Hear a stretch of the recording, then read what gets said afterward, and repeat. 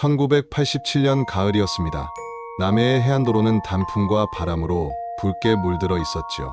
사진 동호회 사람들과 함께한 촬영 여행의 마지막 밤, 한 남자가 카메라를 든 채 절벽 끝에 서 있었습니다. 추석을 사흘 앞둔 때였죠. 내일은 직접 운전해서 올라갈게요. 가족들이 기다리니까요. 그가 동료들에게 남긴 마지막 말이었습니다. 그 말 이후 그는 돌아오지 않았습니다. 이틀 뒤 그의 차량은 절벽 아래 바위 틈에서 발견되었습니다. 엔진은 식어 있었고 좌석 위에는 펼쳐진 지도 한 장, 렌즈캡이 열린 낡은 카메라, 그리고 작은 펜던트가 달린 열쇠 뭉치가 놓여 있었지요. 그의 흔적은 그것뿐이었습니다. 바다는 아무 대답도 하지 않았습니다. 다만 파도 소리만이 그날의 질문을 끝없이 반복하고 있었지요. 그가 마지막으로 바라본 바다는 모든 걸 알고 있는 듯 고요했습니다. 그의 귀한 길은 그렇게 영원히 멈춰버린 것이었습니다. 그의 이름은 이준호였습니다. 서울 종로구의 한 무역회사에서 근무하던 35살의 사무직 남성이었죠. 회사 건물은 명동 뒷골목의 낡은 3층 건물이었습니다. 그의 자리는 창가에서 세 번째였습니다. 매일 아침 9시 그는 문을 열고 들어가 서류 더미 앞에 앉았습니다. 수입품 통관 서류, 바이어와의 텔렉스 교신, 장부 정리. 하루는 전화벨 소리와 타자기 소리로 가득했지요. 점심시간엔 동료들과 칼국수를 먹으러 나갔고 퇴근길엔 신문 한 부를 사서 지하철에 몸을 실었습니다. 그저 평범한 직장인의 하루였던 것입니다. 하지만 주말만큼은 달랐습니다. 금요일 저녁이 되면 그는 책상 서랍 깊숙이 넣어둔 니콘 FM이 카메라를 꺼냈습니다. 렌즈를 닫고 필름을 확인하고 작은 수첩에 주말 촬영 장소를 적었지요. 토요일 새벽 카메라 가방을 메고 집을 나서면 그의 마음은 언제나 설렘으로 가득했습니다. 목적지는 정해져 있지 않았습니다. 때로는 청계천 다리 아래, 때로는 남산 자락, 어쩔 때는 경춘선 기차를 타고 춘천까지 가기도 했습니다. 그는 사람보다 풍경을 찍는 걸 좋아했습니다. 사람은 너무 빨리 변해요. 하지만 구름이나 나무는 천천히 변하죠. 그가 동료에게 남긴 말이었습니다. 사진 동호회와의 인연은 1985년 봄에 시작되었습니다. 회사 선배 박정수가 먼저 손을 내밀었지요. 이 과장, 카메라 좋아해? 우리랑 한번 나가볼래? 박정수는 회사에서 10년째 근무 중인 베테랑이었습니다. 주말마다 사진을 찍으러 다니는 걸로 유명했지요. 그렇게 이준호는 동호회에 들어갔습니다. 회원은 4명이었습니다. 박정수는 리더였고 목소리가 크고 웃음이 많았으며 언제나 활력이 넘쳤습니다. 그는 늘 촬영 장소를 정하고 차량을 몰며 회원들을 챙겼습니다. 사진은 기록이야. 우리가 본 걸 남기는 거지. 그의 말버릇이었습니다. 여성 회원은 2명이었습니다. 이영희, 29살. 백화점 화장품 코너에서 일했지요. 활달하고 밝은 성격으로 언제나 먼저 웃음을 만들었습니다. 그녀의 필름엔 꽃과 하늘이 가득했습니다. 장미, 코스모스, 해바라기. 예쁜 걸 보면 기분이 좋아져요. 사진은 그걸 간직하는 거죠. 그녀의 말이었습니다. 또 한 사람, 최미정. 31살의 초등학교 교사였습니다. 조용하고 신중했지만 사진을 볼 때만큼은 누구보다 날카로웠습니다. 이 구도는 너무 평범해요. 각도를 더 낮춰보세요. 그녀는 늘 아이들의 뒷모습을 찍었습니다. 앞모습은 거짓말을 하지만 뒷모습은 진실을 보여줘요. 그녀는 그렇게 말하곤 했습니다. 그들은 한 달에 2번, 주말이면 함께 사진을 찍으러 나섰습니다. 아침 일찍 만나 차에 오르면 하루 종일 셔터 소리가 이어졌습니다. 점심은 국밥집이나 막걸리집에서 해결했고 저녁이면 필름을 나누며 이야기를 나눴습니다. 이번 필름은 괜찮네. 이건 좀 흔들렸어. 그런 대화들이 이어졌습니다. 이준호는 그 시간이 좋았습니다. 회사에서는 느낄 수 없는 조용한 연대감이 있었지요. 카메라 앞에서는 모두가 평등했습니다. 그들은 계절마다 풍경을 따라 움직였습니다. 봄엔 여의도의 벚꽃을, 여름엔 강원도의 계곡을, 가을엔 설악의 단풍을, 겨울엔 북촌의 눈을 찍었지요. 박정수가 운전대를 잡았고 뒷좌석엔 이영희와 최미정, 그리고 조수석에는 이준호가 앉았습니다. 차창 밖으로 풍경이 스쳐갔고 카세트에서는 조용필의 노래가 흘러나왔습니다. 이준호에게 사진은 도피처였습니다. 회사에서의 스트레스, 가정에서의 책임, 그리고 알 수 없는 불안. 그 모든 것이 뷰파인더를 들여다보는 순간 사라졌습니다. 그에게 세상은 작은 사각형 안의 세계였지요. 그 안에서만큼은 모든 걸 통제할 수 있었습니다. 빛을 조절하고 구도를 정하고 셔터를 누르는 그 순간이 그가 가진 유일한 자유였습니다. 하지만 그 자유는 점점 무너지고 있었습니다. 그는 밤늦게까지 암실에 머물렀고 새벽이면 카메라를 들고 사라졌습니다. 당신, 요즘 너무 피곤해 보여요. 아내가 걱정스레 말했지만 그는 웃으며 대답했습니다. 괜찮아. 그냥 좋은 사진을 찍고 싶어서 그래요. 하지만 그의 눈엔 피로가 짙게 깔려 있었지요. 수첩엔 알 수 없는 메모가 늘어갔습니다. 8월 15일, 같은 장소, 다른 그림자. 8월 29일, 프레임 밖에 누군가 있다. 9월 7일, 필름에 찍히지 않는 것들. 글씨는 점점 작아지고 문장은 불안정해졌습니다. 그는 아무에게도 말하지 않았습니다. 모임에서도 웃고 농담하고 평소처럼 보였지요. 하지만 그의 렌즈는 점점 빈 공간을 향했습니다. 텅 빈 골목, 불 꺼진 창문, 아무도 없는 벤치. 1987년 여름, 박정수가 제안했습니다. 이번 추석 전에 남해로 한번 가자. 제대로 긴 여행으로. 모두가 동의했습니다. 이준호도 고개를 끄덕였지요. 좋아요. 하지만 추석 전날엔 꼭 돌아와야 합니다. 9월, 추석을 앞둔 가을. 그들은 3박 4일의 남해 여행을 준비했습니다. 필름 10통을 챙긴 이준호는 말했습니다. 이번엔 제대로 찍어야죠. 하지만 그의 웃음엔 미묘한 그늘이 드리워져 있었습니다.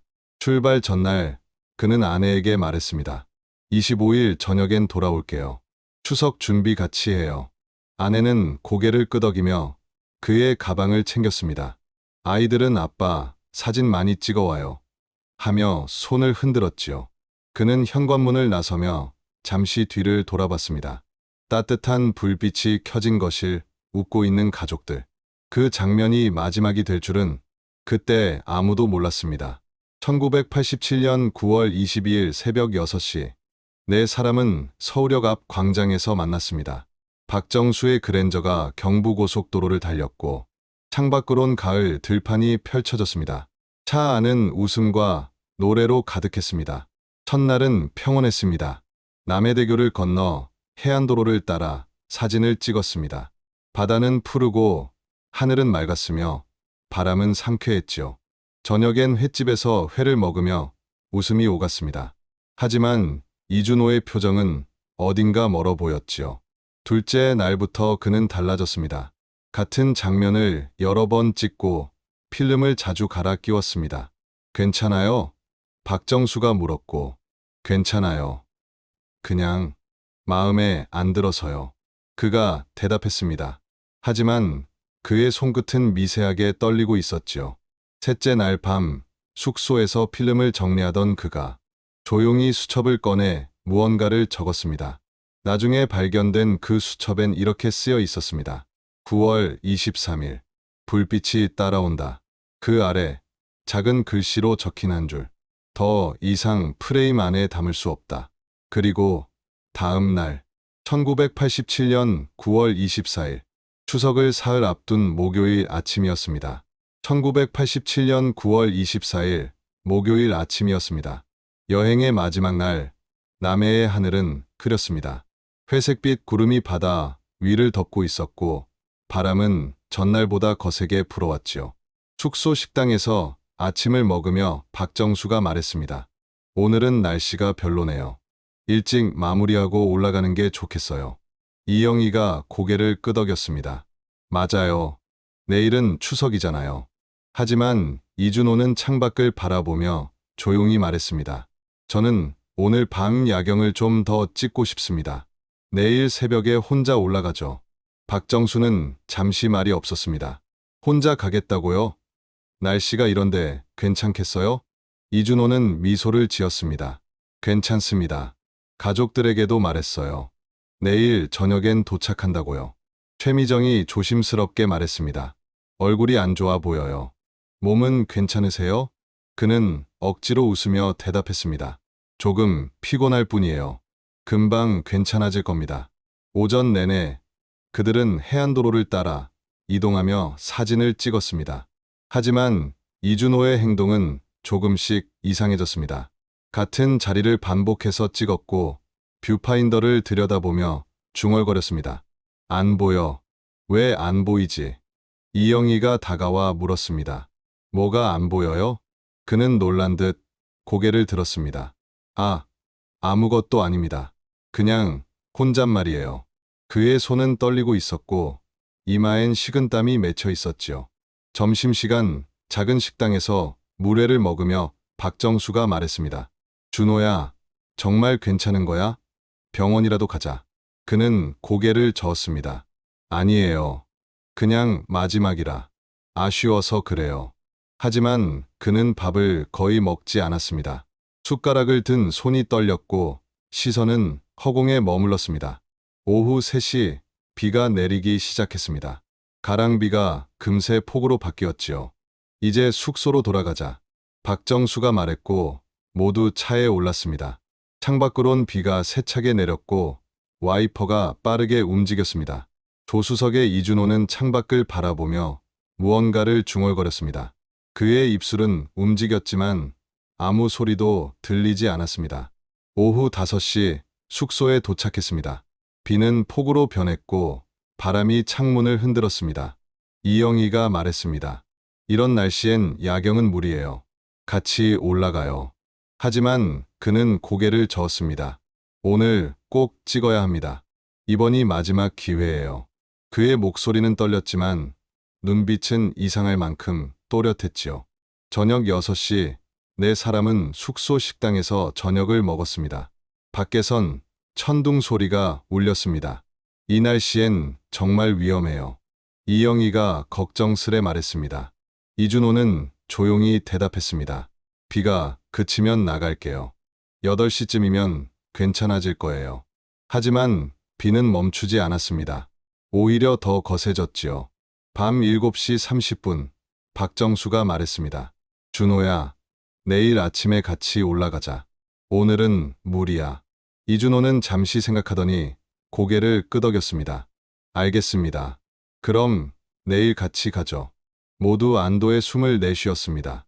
하지만 밤 8시 그는 방에서 나왔습니다. 카메라 가방을 메고 우비를 걸쳤습니다. 조용한 복도를 지나 현관으로 향했지요. 숙소 주인이 물었습니다. 이 밤에 어디 가세요? 그는 웃으며 대답했습니다. 담배 좀 사러요. 금방 올게요. 그는 주차장으로 향했습니다. 하얀색 포니 승용차, 시동이 걸리고 헤드라이트가 비를 뚫었습니다. 그는 천천히 숙소를 벗어나 해안도로로 들어섰습니다. 밤 8시 30분. 그는 절벽 근처의 작은 주차 공간에 차를 세웠습니다. 낮에 사진을 찍던 곳이었지요. 엔진을 끄고 라디오를 켰습니다. 조용한 음악이 흘러나왔습니다. 그는 카메라 가방을 들고 차에서 내렸습니다. 비와 바람이 몸을 휘감았지만 그는 멈추지 않았습니다. 절벽 가장자리에 선 그는 삼각대를 세우고 카메라를 올렸습니다. 렌즈는 어둠 속 바다를 향했지요. 천둥이 울리고 번개가 하늘을 갈랐습니다. 그는 뷰파인더를 들여다봤습니다. 그 순간 몸이 굳었습니다. 프레임 안에 무언가가 있었기 때문입니다. 바다 위도 바위 위도 아닌 허공 어딘가에서 그것이 움직이고 있었습니다. 그는 눈을 떼고 직접 바다를 바라봤습니다. 하지만 아무것도 보이지 않았습니다. 다시 뷰파인더를 들여다보았습니다. 그것은 여전히 그 자리에 있었고 점점 가까워지고 있었습니다. 그의 손이 떨렸습니다. 뭐야? 대체 뭐야? 그가 중얼거렸습니다. 딸깍 셔터 소리가 들렸습니다. 필름 카운터가 24를 가리키고 있었습니다. 그리고 정적 밤 9시 박정수가 이준호의 방문을 두드렸습니다. 준호야, 자니? 대답이 없었습니다. 문을 열자 방은 비어 있었습니다. 짐도 카메라도 없었습니다. 그들은 곧바로 주차장을 확인했습니다. 차가 사라져 있었습니다. 세 사람은 우비를 걸치고 박정수의 차에 올라탔습니다. 해안도로를 따라 달렸지요. 비는 쏟아졌고 시야는 흐렸습니다. 밤 9시 20분 절벽 근처에 도착했습니다. 하얀색 포니가 서 있었습니다. 엔진은 꺼져 있었지만 실내등은 켜져 있었지요. 좌석 위엔 지도 한 장, 렌즈캡이 열린 카메라, 그리고 S, H, 이니셜이 새겨진 펜던트 열쇠가 있었습니다. 하지만 이준호는 없었습니다. 그들은 손전등을 들고 절벽 끝으로 향했습니다. 삼각대 하나가 서 있었습니다. 카메라는 사라져 있었지요. 바로 그 옆 젖은 바위 틈에서 최미정이 외쳤습니다. 여기 카메라가 있어요. 니콘 FM2.0. 이준호의 카메라였습니다. 필름 카운터는 24. 마지막 컷에서 멈춰 있었습니다. 밤 9시 40분. 그들은 공중전화로 경찰에 신고했습니다. 하지만 폭우와 강풍 때문에 수색은 다음 날로 미뤄졌습니다. 세 사람은 그날 밤 내내 현장을 지켰습니다. 이준호의 이름을 부르며 손전등 불빛을 흔들며 그가 돌아오길 기다렸습니다. 다음 날 새벽 비가 그쳤습니다. 경찰과 해안경비대가 수색을 시작했습니다. 절벽 아래, 바위 틈, 바다 한가운데까지 뒤졌습니다. 하지만 그의 흔적은 어디에도 없었습니다. 신발 한 짝, 옷가지 한 조각, 아무것도 없었습니다. 마치 공기 속으로 사라진 것 같았습니다. 그의 가방 속엔 수첩이 한 권 있었습니다. 마지막 페이지에는 이렇게 적혀 있었습니다. 9월 24일. 이제 보인다. 프레임 밖에서 나를 부른다. 그리고 그 아래엔 찢겨 나간 흔적이 남아 있었습니다. 그가 마지막으로 적은 문장은 영원히 읽을 수 없게 되었지요. 그의 귀한 길은 그렇게 끝이었습니다. 추석을 사흘 앞둔 폭우의 밤, 그는 절벽 끝에서 아무 흔적도 남기지 않은 채 사라졌습니다. 1987년 9월 25일 새벽 6시, 비가 그치고 하늘이 밝아오자 본격적인 수색이 시작되었습니다. 남해경찰서에서 파견된 수색팀 12명과 해안경비대원 8명이 현장에 도착했습니다. 박정수, 이영애, 최미정은 밤새 현장을 지키다 지친 얼굴로 경찰에게 상황을 설명했습니다. 어젯밤 8시쯤 혼자 나간 것 같습니다. 저희가 찾았을 땐 이미 박정수의 목소리는 떨리고 있었습니다. 수색은 절벽을 중심으로 반경 500m 구역에서 시작되었습니다. 경찰은 절벽 위부터 샅샅이 조사했습니다. 삼각대가 서 있던 자리 주변의 흙과 풀을 뒤졌지만 발자국 외엔 다른 흔적이 없었습니다.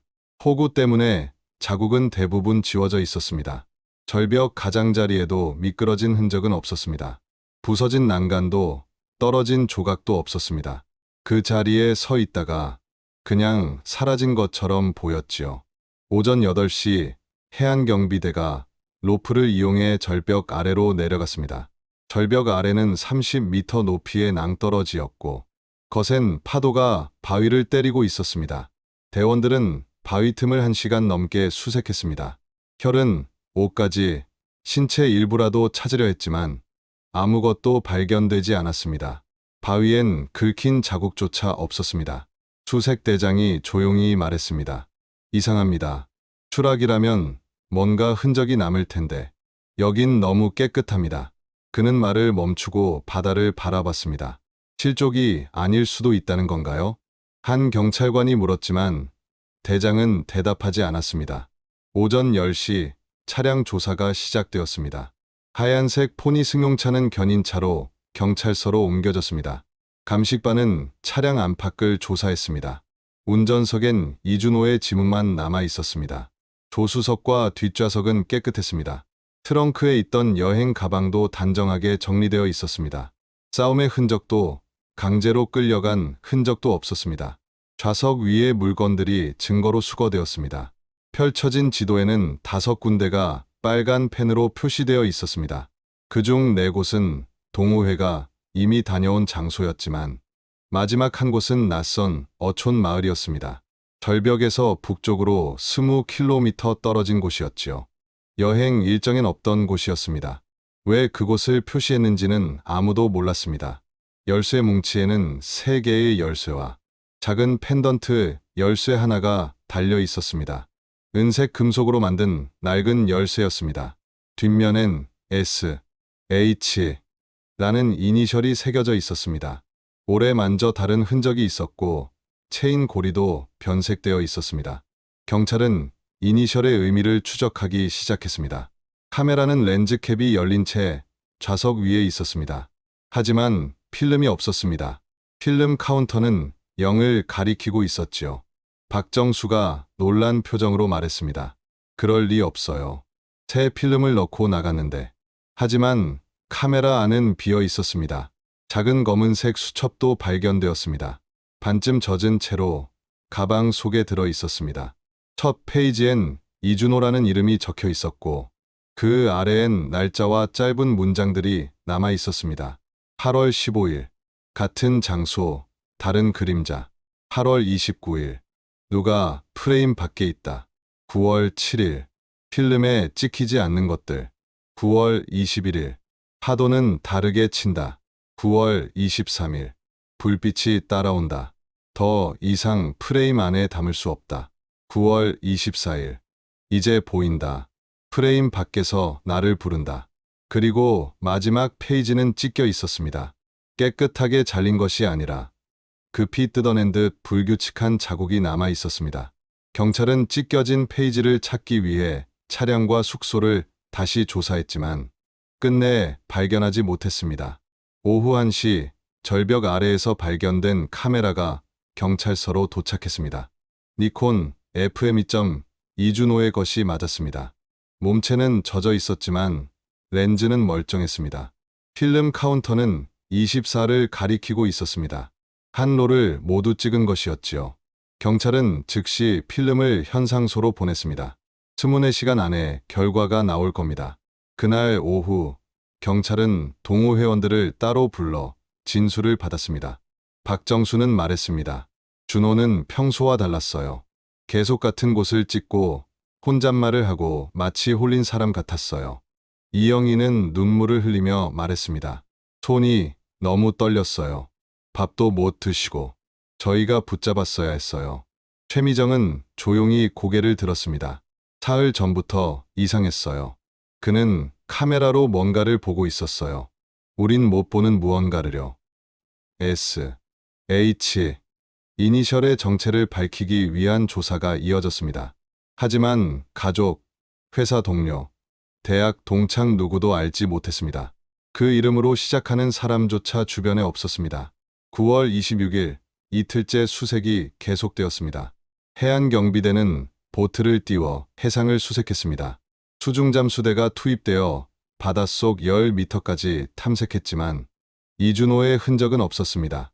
해류를 계산해 먼 바다까지 범위를 넓혔지만 결과는 같았습니다. 아무것도 없었습니다. 육지 쪽도 다시 수색했습니다. 혹시 절벽에서 떨어진 것이 아니라 다른 곳으로 걸어갔을 가능성까지 고려했습니다. 하지만 폭우 속에 사람을 본 마을 주민은 아무도 없었습니다. 오후 3시 현상소에서 연락이 왔습니다. 필름 현상이 끝났습니다. 경찰은 즉시 현상소로 향했습니다. 조명 아래 24장의 사진이 걸려 있었습니다. 처음 10장은 평범했습니다. 바다, 바위, 하늘, 익숙한 풍경 사진들이었습니다. 하지만 11번째 사진부터 분위기가 바뀌었습니다. 프레임 구석에 흐릿한 형체가 나타나기 시작했습니다. 처음엔 노출 실수 같았지만 사진이 이어질수록 그 형체는 점점 선명해졌습니다. 16번째 사진에서 그것은 사람의 형태를 띠고 있었습니다.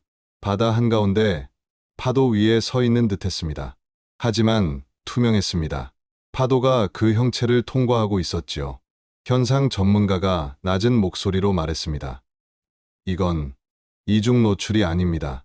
실제로 찍힌 겁니다. 20번째 사진부터 형체는 점점 커졌습니다. 마치 카메라 쪽으로 다가오는 것 같았습니다. 그리고 마지막 24번째 컷. 프레임은 거의 어둡게 잠겨 있었고 그 중앙에 작은 빛이 있었습니다. 렌즈를 바라보는 듯한 둥근 빛. 마치 누군가 카메라를 응시하고 있는 것 같았습니다. 경찰은 사진을 봉투에 넣으며 말했습니다. 가족들에게는 보여주지 맙시다. 더 혼란스러워질 겁니다. 사진은 조용히 봉인되었습니다. 9월 27일, 추석 당일. 사흘간의 수색은 중단되었습니다. 이준호는 끝내 발견되지 않았습니다. 시신도 단서도 없었습니다. 남은 건 몇 장의 사진과 수수께끼 같은 수첩, 그리고 S, H, 라는 이름뿐이었지요. 동호 회원들은 서울로 돌아갔습니다. 박정수는 눈물을 흘렸고 이영희는 아무 말도 하지 못했습니다. 최미정은 조용히 카메라를 내려놓으며 말했습니다. 이젠 2번 다시 셔터를 누르지 않겠습니다. 이준호의 가족은 빈소를 차릴 수도 장례를 치를 수도 없었습니다. 그들은 그저 기다렸습니다. 언젠가 돌아올 거라 믿으며. 하지만 그는 돌아오지 않았습니다. 남해의 바다도 절벽도 그를 다시 내어주지 않았습니다.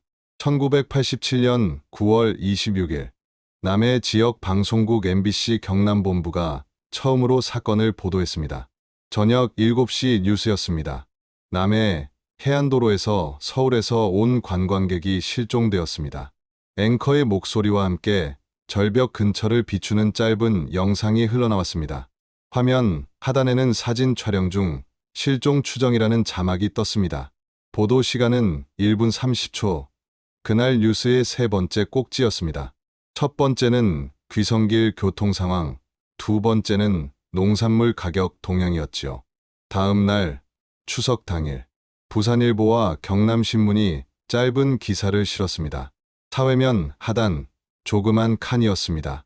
서울 직장인 남에서 실종, 사흘째 수색 중. 제목은 건조했고 기사도 담담했습니다. 실종자의 이름, 나이, 직업, 동호회 여행 중이었다는 사실, 그리고 수색 상황. 거기까지였습니다. 추측도 자극도 없는 기사였지요. 1987년의 신문은 그랬습니다. 사실만 전하고 감정은 배제했습니다. 하지만 9월 28일부터 분위기가 조금 달라졌습니다. 서울의 한석간 신문이 이 사건을 다뤘습니다.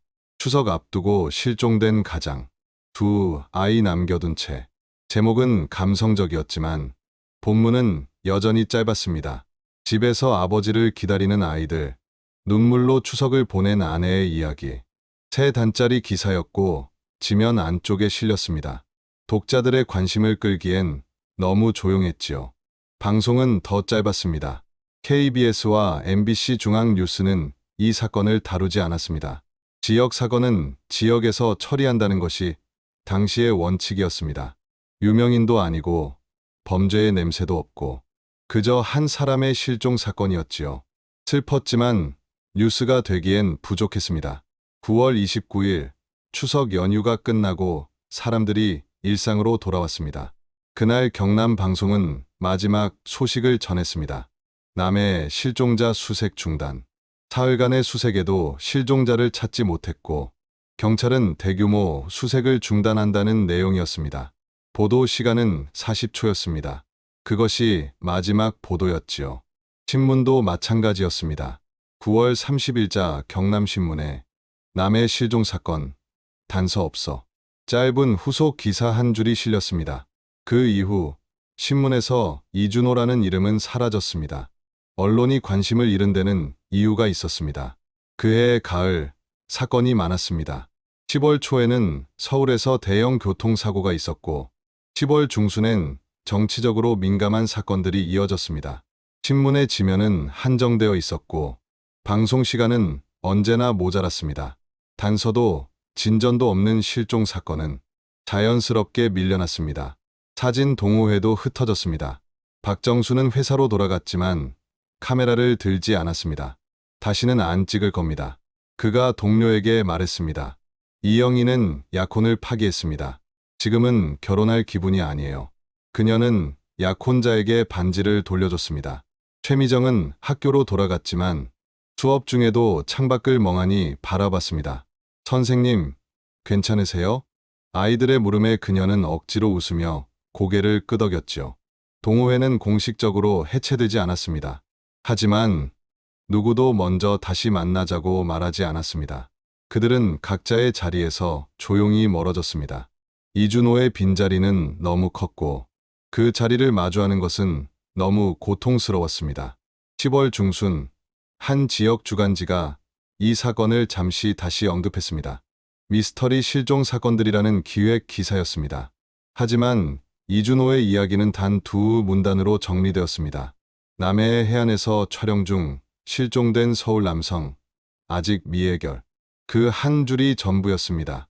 이준호의 필름은 한동안 언론사에 보관되었습니다. 한 기자가 단서를 찾겠다며 경찰에 요청했기 때문이었지요. 하지만 사진 대부분은 평범한 풍경이었습니다. 마지막 몇 장의 이상한 형체를 본 기자는 한동안 아무 말도 하지 못했습니다. 이건 현상 실수 아닌가요? 그가 묻자 현상 전문가는 고개를 저었습니다. 필름엔 이상이 없습니다. 결국 기자는 기사를 쓰지 않았습니다. 독자들이 믿지 않겠죠. 그 말 한마디를 남기고 필름은 다시 경찰에 반환되었습니다. 며칠 뒤 필름은 가족에게 전달되었습니다. 그들은 다시 현상소를 찾아갔습니다. 혹시 놓친 것이 있을까 싶어서였습니다. 하지만 사진은 같았습니다. 다만 한 장, 모두가 지나쳤던 사진이 있었습니다.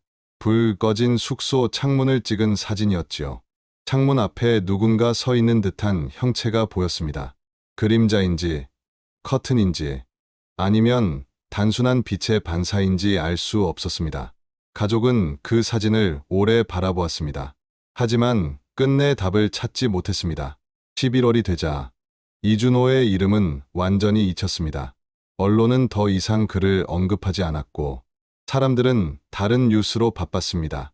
남해의 절벽은 여전히 그곳에 있었고 파도는 여전히 바위를 때렸습니다. 하지만 그날 밤의 흔적을 기억하는 이는 이제 아무도 없었습니다. 짧았던 관심은 그렇게 끝났습니다. 어느 추석날의 실종 사건은 신문 스크랩 몇 장과 희미한 기억 속으로 천천히 아주 조용히 사라져갔습니다.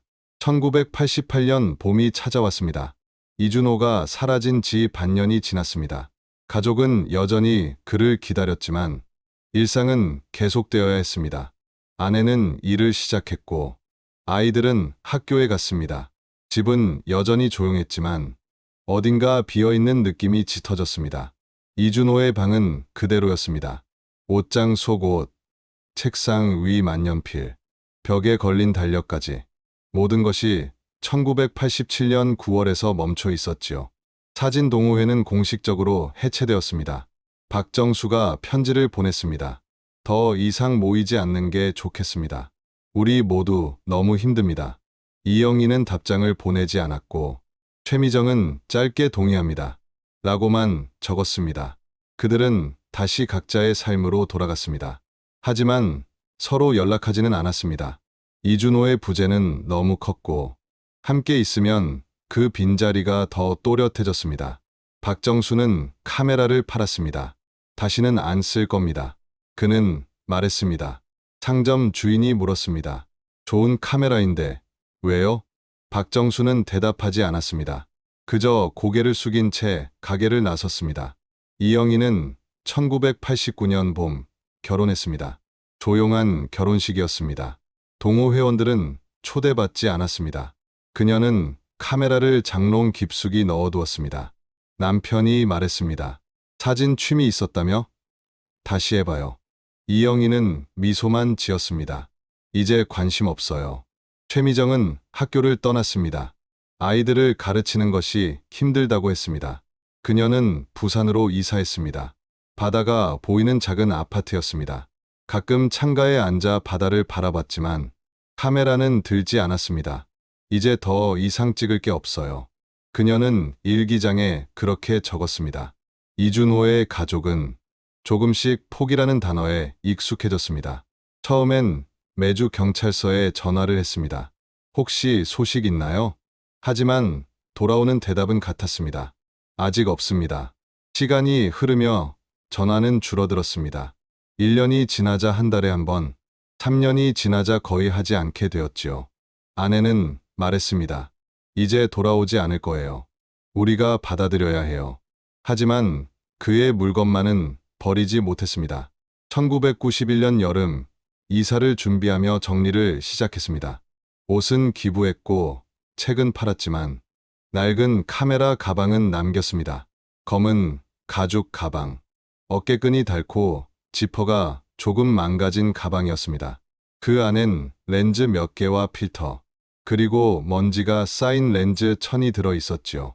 아내는 그것을 다락방에 올려두었습니다. 작은 수첩도 남았습니다. 검은색 표지, 절반쯤 젖은 흔적이 있던 그 수첩입니다. 아내는 가끔 서랍에서 꺼내 읽었습니다. 남편의 글씨, 그의 마지막 생각들. 9월 21일, 파도는 다르게 친다. 9월 23일, 불빛이 따라온다. 9월 24일, 이제 보인다. 프레임 밖에서 나를 부른다. 글씨는 점점 흔들렸습니다.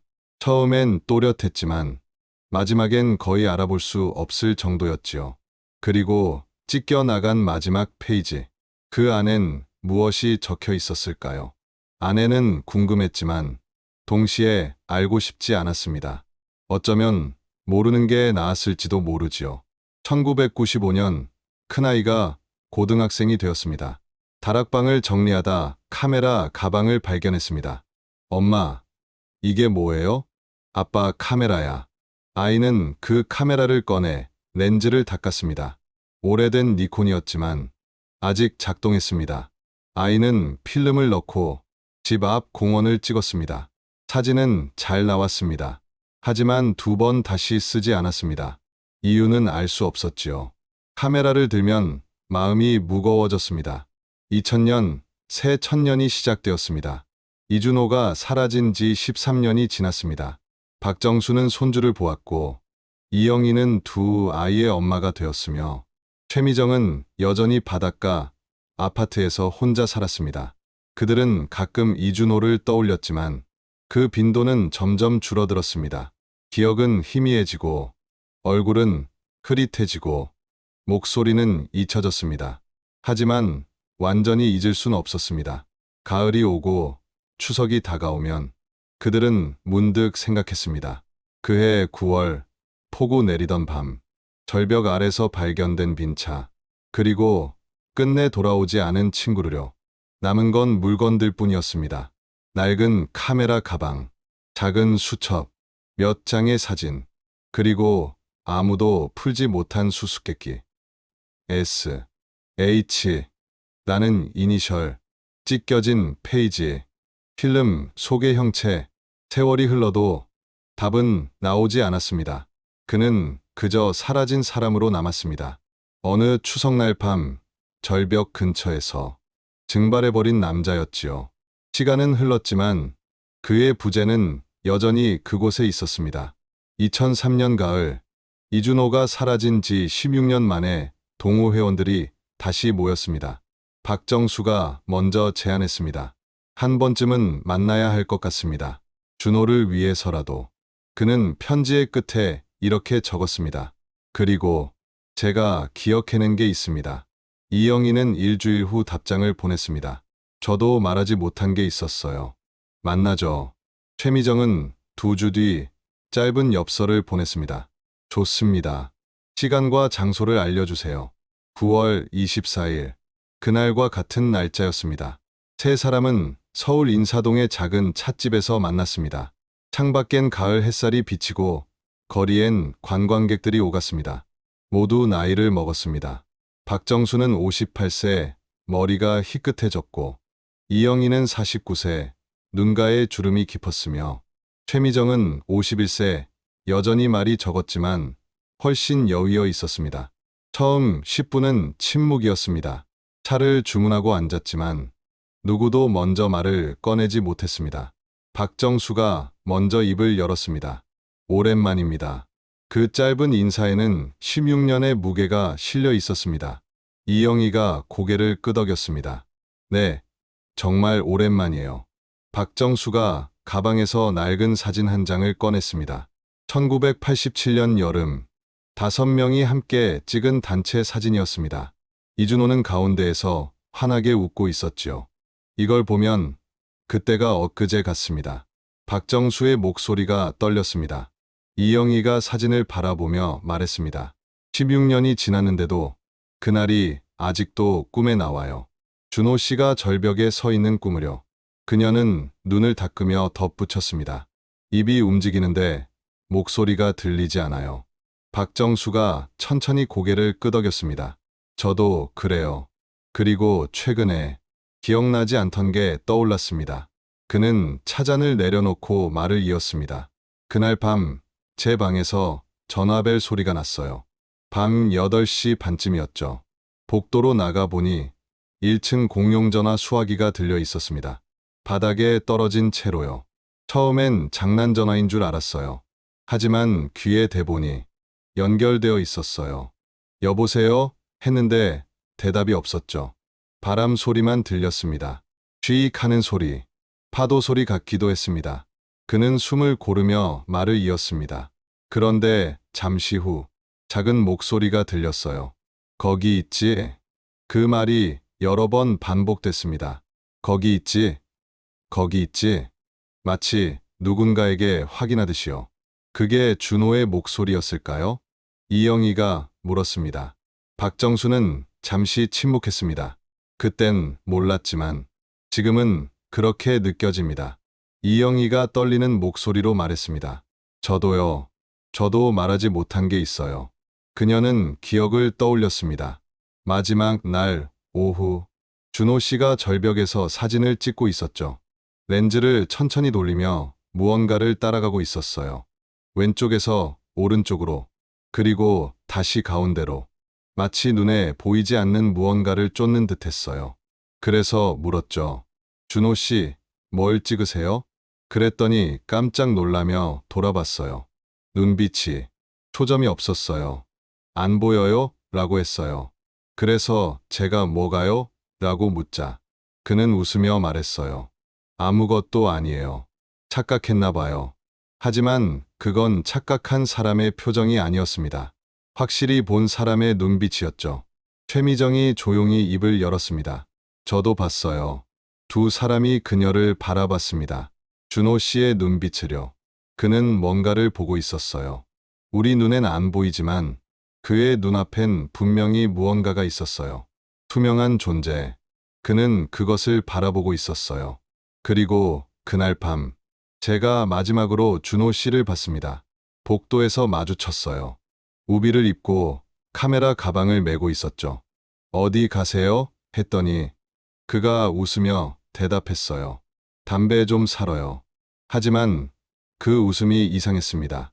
눈은 웃지 않았거든요. 그리고 그 눈빛은 너무 강렬했습니다.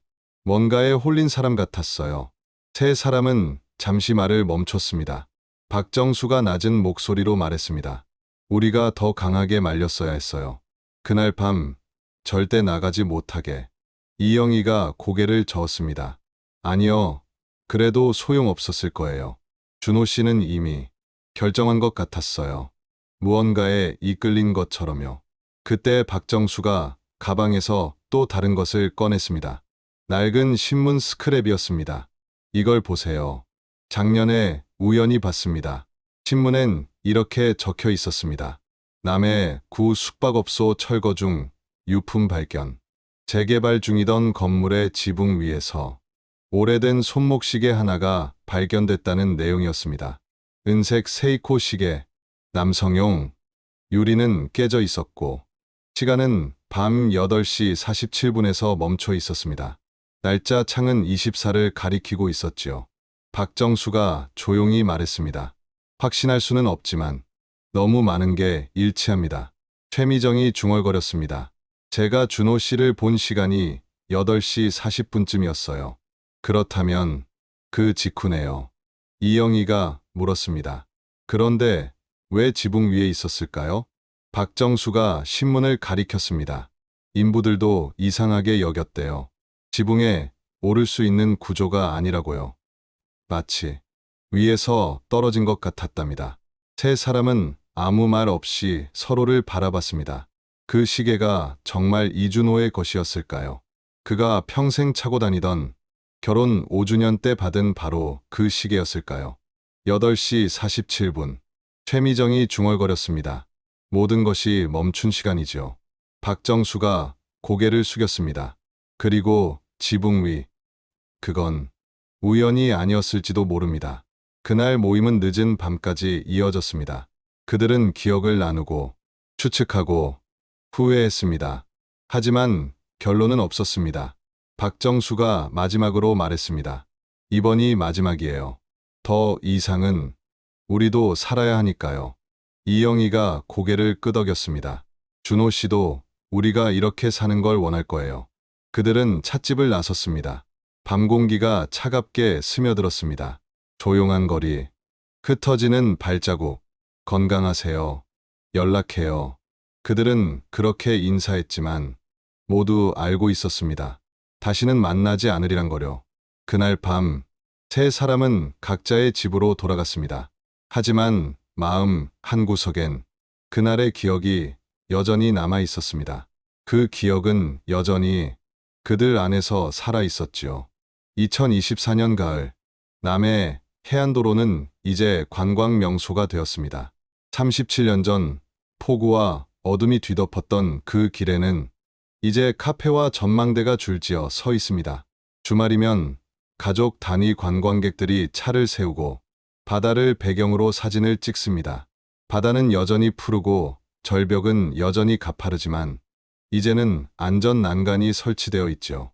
그 절벽 근처 이준호가 마지막으로 카메라를 세웠던 자리에서 북쪽으로 50m 떨어진 곳에 작은 전망대가 세워져 있습니다. 2010년에 지어진 2층 건물로 1층은 카페, 2층은 작은 전시관입니다. 입구에는 나무 팻말이 걸려 있습니다. 남해 사진 기록관. 그 아래엔 이렇게 적혀 있습니다. 추억을 담는 이들을 위하여.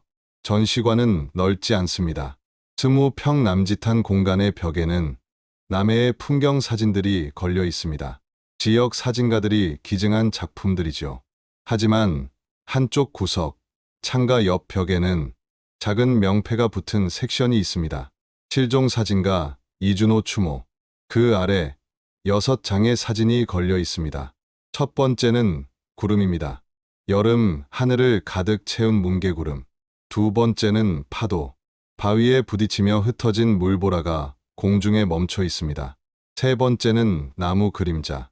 석양이 만든 긴 그림자가 땅을 가로지릅니다. 네 번째는 빈 벤치. 아무도 앉지 않은 낡은 의자 하나가 덩그러니 놓여 있습니다. 다섯 번째는 뒷모습. 누군가의 등이 흐릿하게 찍혀 있습니다. 그리고 여섯 번째 사진. 1987년 9월 23일. 남해 여행 중 찍힌 것으로 추정됩니다. 해안도로 위를 걷는 네 사람의 뒷모습. 박정수, 이영희, 최미정, 그리고 한 사람 더. 사진을 찍은 이준호를 제외하면 셋이어야 하는데 사진 속에는 네 개의 실루엣이 있습니다. 세 사람은 선명합니다. 하지만 네 번째 실루엣은 다릅니다. 조금 뒤에 서 있고 윤곽이 흐릿합니다. 마치 연기처럼, 빛 속에서 흔들리는 아지랑이처럼 사람 같기도 하고 그림자 같기도 하죠. 사진 옆에는 설명문이 붙어 있습니다. 이 사진은 1987년 실종된 사진가 이준호의 마지막 필름에서 발견되었습니다. 3명의 동행자 외에 설명할 수 없는 형체가 포착되어 있습니다. 필름 손상이나 현상 오류로 보기 어렵다는 것이 전문가들의 판단입니다. 이 형체의 정체는 현재까지 밝혀지지 않았습니다. 전시관 방명록에는 다양한 메모가 남겨져 있습니다. 소름 돋아요. 저 네 번째 사람은 누구일까요? 빛의 반사 아닐까요? 아니에요. 이건 반사가 아닙니다. 2015년 한 사진 전문가가 이 필름을 디지털로 복원했습니다. 서울대학교 사진학과 김영수 박사였습니다. 그는 일주일간 이미지를 확대하고 명암을 조정하며 노이즈를 제거했습니다.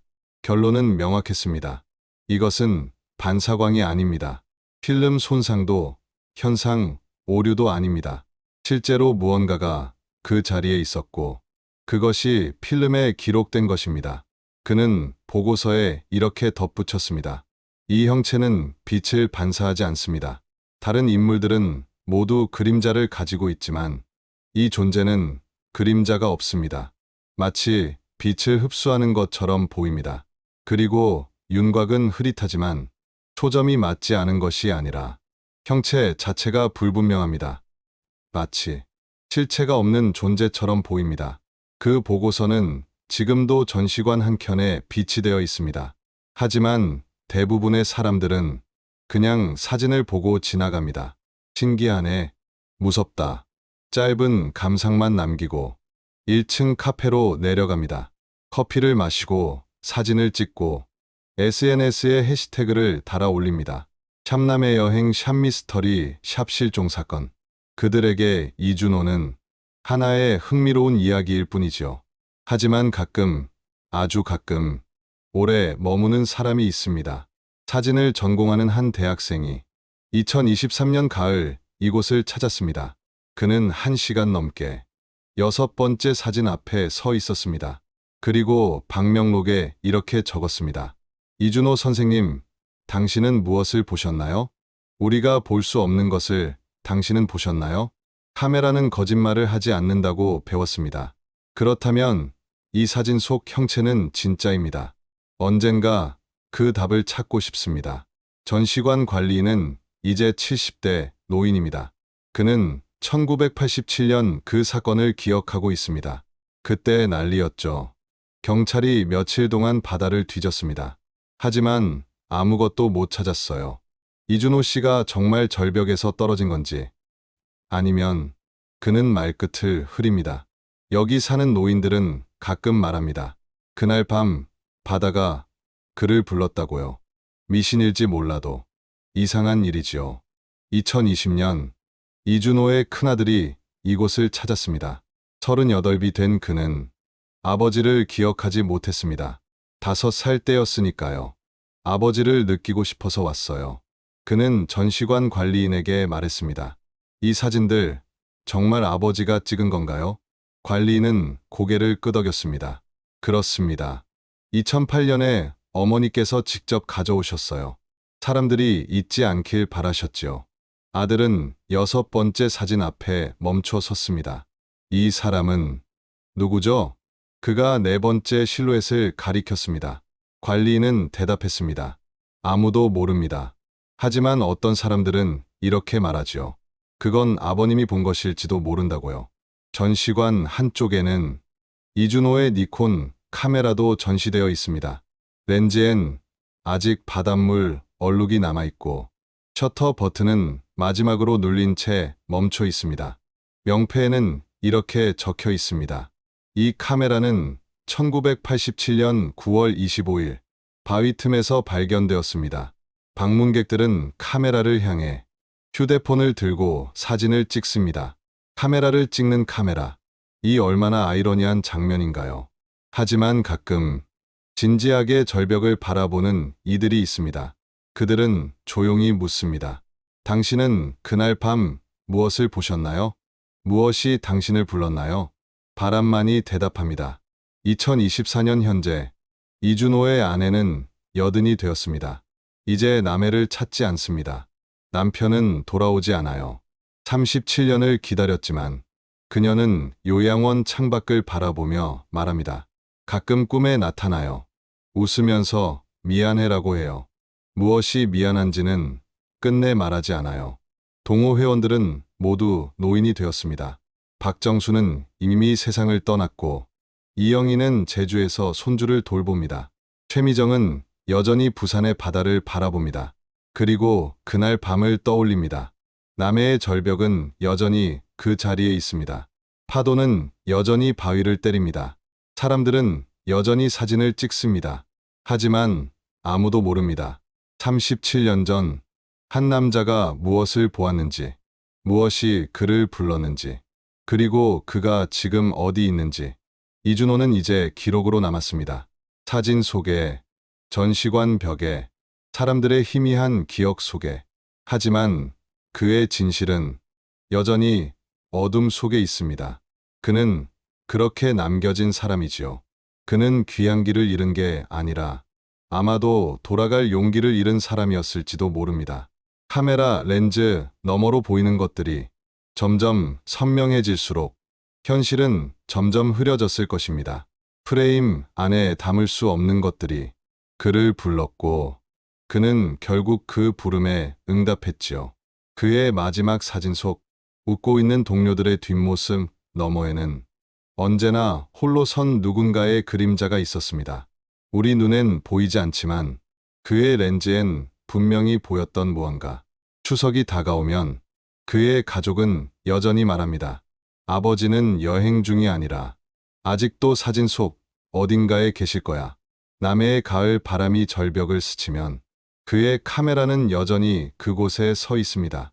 셔터를 누르지 못한 채로, 마지막 프레임을 향한 채로 말이죠. 어쩌면 그는 지금도 무언가를 찍고 있을지도 모릅니다. 우리가 결코 볼 수 없는, 그만이 볼 수 있었던 것을요. 이야기는 끝났지만 남겨진 이들의 기다림과 그리움은 여전히 이어지고 있습니다. 우리가 함께 기억하고 그 마음을 나눌 때 그들의 고통은 조금은 가벼워질지도 모릅니다. 다음 이야기도 함께 해주시길 바랍니다. 지금까지 실종의 흔적이었습니다. 구독과 알림 설정으로 우리의 기억을 이어가 주세요.